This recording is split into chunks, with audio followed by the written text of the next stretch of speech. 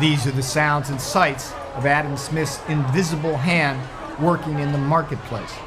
It's the hustle and bustle of a perfectly competitive market where numerous buyers and sellers meet, consumers pay the lowest price for the most goods, and all resources are allocated efficiently.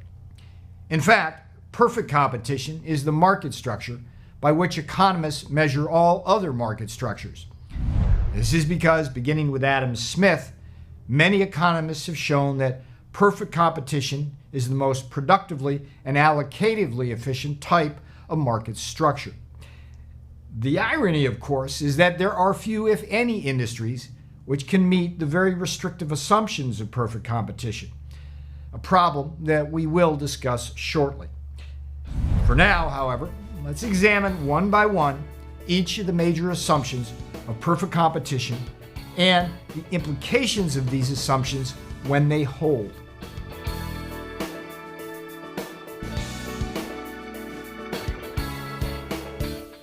Arguably, the most important requirement of perfect competition is numerous buyers and sellers. When this assumption is met, any one firm's output is minuscule compared to the market output, like a grain of sand compared to a beach. And it follows from this assumption that what any one firm does can have no influence at all on what other firms do. Just why is this assumption so important? Because it means that perfectly competitive firms are so-called price takers rather than price makers. And that leads us to our first key definition. A price taker is a firm that can change its rate of production and sales without having any impact on the market price. This figure illustrates the price taker concept.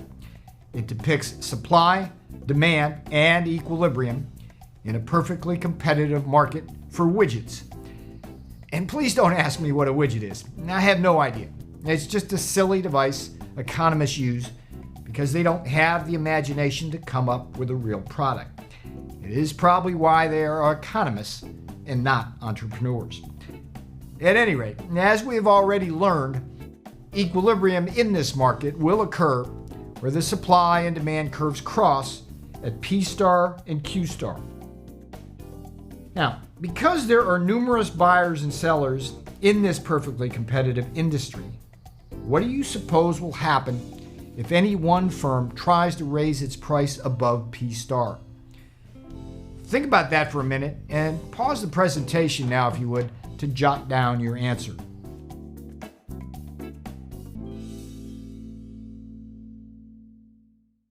So in this case, the correct answer is C.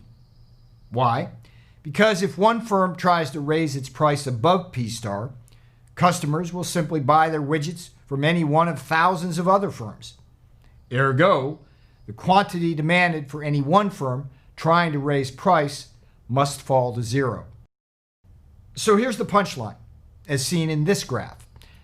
From the perspective of the firm, the individual firm's demand curve is not downward sloping at all, as seen in this left-hand industry graph. Rather, the demand curve is perfectly horizontal, as in this right-hand graph for the firm. Now, here's another question. How would you describe the firm's demand in terms of its price elasticity of demand? Is it elastic, inelastic, or perfectly elastic? Do you remember this distinction from our earlier lesson on consumer behavior?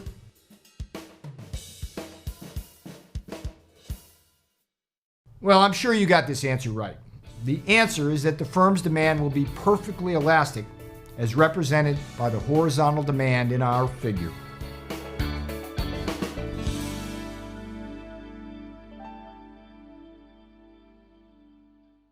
Okay, let's make things a bit harder now as we try to figure out what the firm's marginal revenue is.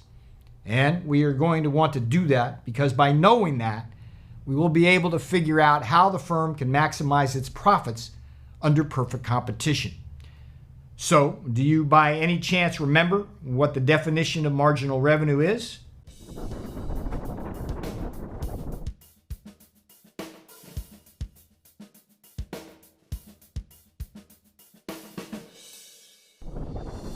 Well, you may recall this key definition.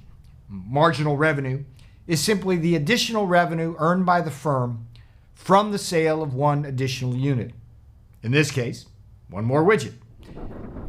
Now, knowing this definition, what then must be the relationship between the industry market price and the firm's marginal revenue in a perfectly competitive industry?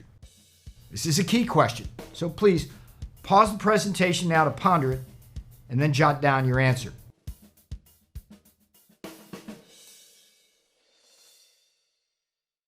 Of course, you got the answer correct. It is B. That is, in a perfectly competitive industry, price equals marginal revenue. Note that this P equals MR rule follows directly from the price taker assumption and a perfectly elastic demand curve.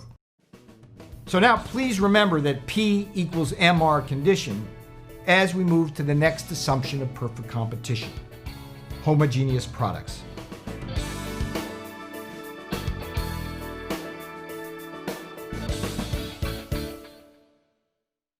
In this key definition, a homogeneous product is a product such that each firm's output is indistinguishable from any other firm's output.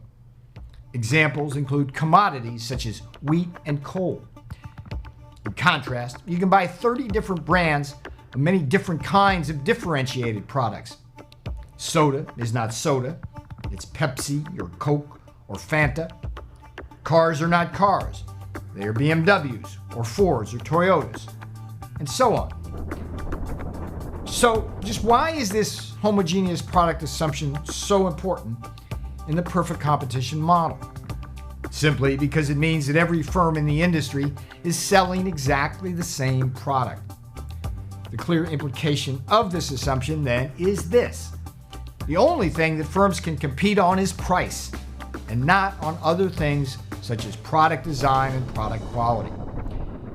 In fact, as we shall see in the next lesson, a key difference between perfect competition and monopolistic competition is that with monopolistically competitive firms, products are differentiated and non-price competition is common.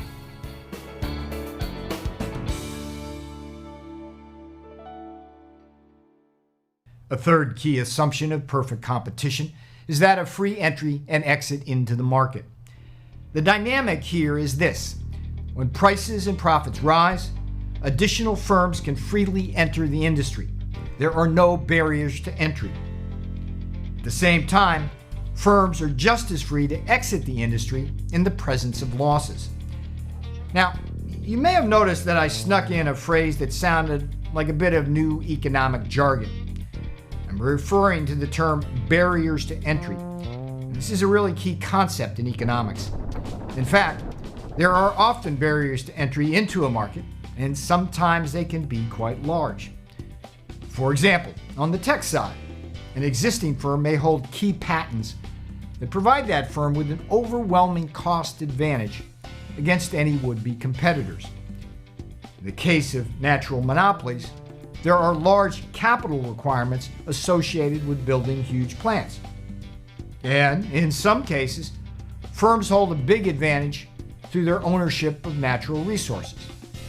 For example, the world's largest aluminum producer, Alcoa, holds the rights to much of the world's bauxite reserves.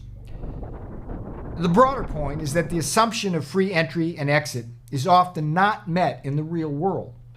But it is an important assumption that, as we shall see shortly, helps ensure an efficient allocation of resources over the longer run.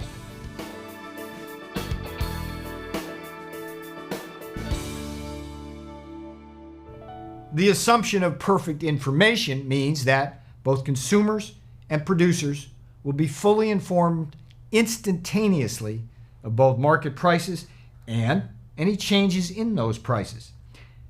You can see right away how difficult it may be for that assumption to hold in a world filled with millions of product price and choice combinations. Nonetheless, the assumption of perfect information is an important one for at least two reasons. First, perfect information ensures that consumers will always pay the lowest price available because they will always know what that price is.